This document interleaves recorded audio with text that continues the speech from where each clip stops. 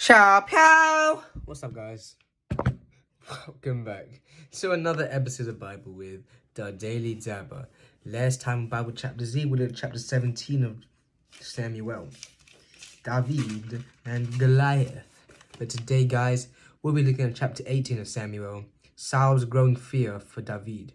After David had finished talking with Saul, Jonathan became one in spirit with David, and he loved him as himself. From that day, Saul kept David with him and did not let him return home to his family. And Jonathan made a covenant with David because he loved him as himself. Jonathan took off the robe he was wearing and gave it to David, along with his tunic and even his sword, his bow and his belt. Whatever mission Saul sent on him, David was so successful that Saul gave him a high rank in the army. This pleased all the troops and Saul's officers as well. When the men were returning home after David had killed the Philistine, the women came out from all the towns of Israel to meet King Saul, with singing and dancing, with joyful songs, and with tambourines and lyres. As they danced, they sang,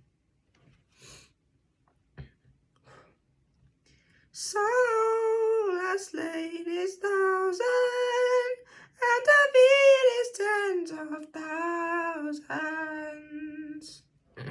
Saul was very angry. This refrain displeased him greatly.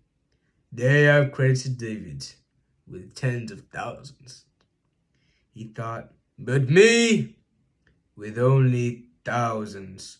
What more can he get but the kingdom?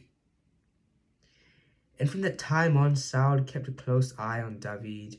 The next day, an evil spirit from God came forcefully on Saul. He was prophesying in his house, while David was playing his lyre, as he usually did. Saul had a spear in his hand, and he held it, saying to himself, I'll pin David to the wall. But David eluded him twice. Saul was afraid of David because the Lord was with David, but had departed from Saul. So he sent David away from him and gave him command over 1,000 men. And David led the troops in their campaigns. In everything he did, he had great success because the Lord was with him. When Saul saw how successful he was afraid of him. But all Israel and Judah loved David because he led them in their campaigns. Saul said to David, Here is my elder daughter Merab. I will give her to you in marriage. Only serve me bravely and fight the battles of the Lord. For Saul had said to himself, I will not raise a hand against him. Let the Philistines do that. But David said to Saul, Who am I, and what's my family or my clan in Israel, that I should become the king's son-in-law? So when the time came for Merab, Saul's daughter, to be given to David, she was given in marriage to Adriel of Mahola. Now Saul's daughter Michal was in love with David, and when they told Saul about it, he was pleased. I will give her to him, he thought, so that she may be a snare to him, and so that the hand of Philistines may be against him. So Saul said to David, Now you have a second opportunity to become my son-in-law. Then Saul ordered his attendants, Speak to David privately and say, Look, the king likes you, and his attendants will love you and become his son-in-law. They repeated these words to David, but David said, Do you think it is a small matter to become the king's son-in-law? I'm only a poor man and little known. When Saul's servants told him what David had said, Saul replied, Say to David, the king wants no other price for the bride than 100 Philistine foreskins, to take revenge on his enemies. Saul's plan for David to fall by the hands of the Philistines.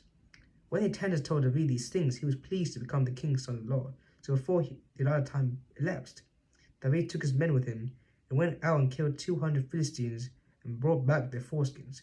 They counted out the full number to the kings, that David might become the king's son-in-law. Then Saul gave him his daughter Michal in marriage. When Saul realized the Lord was with David, and that daughter Michal loved David, Saul became still more afraid of him, and he remained his enemy for the rest of his days. The Philistine commanders continued to go out to battle, and as often as they did, David met with more success than the rest of Saul's officers, and his name became well known. Wait, did he marry her?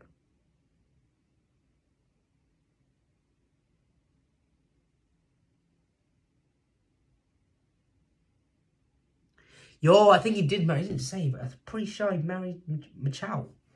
Wavid, Wavid. Hey. It doesn't say, but W Riz, I think subliminal messages. I think he got married, bro. He wouldn't even try, bro. All he had to do was get 200 men's dicks, and he got the chicks. Wave it, ha, wave it. Anyways, guys, thank you all for listening. It's been a pleasure. I am the Daily Dabber, and this is the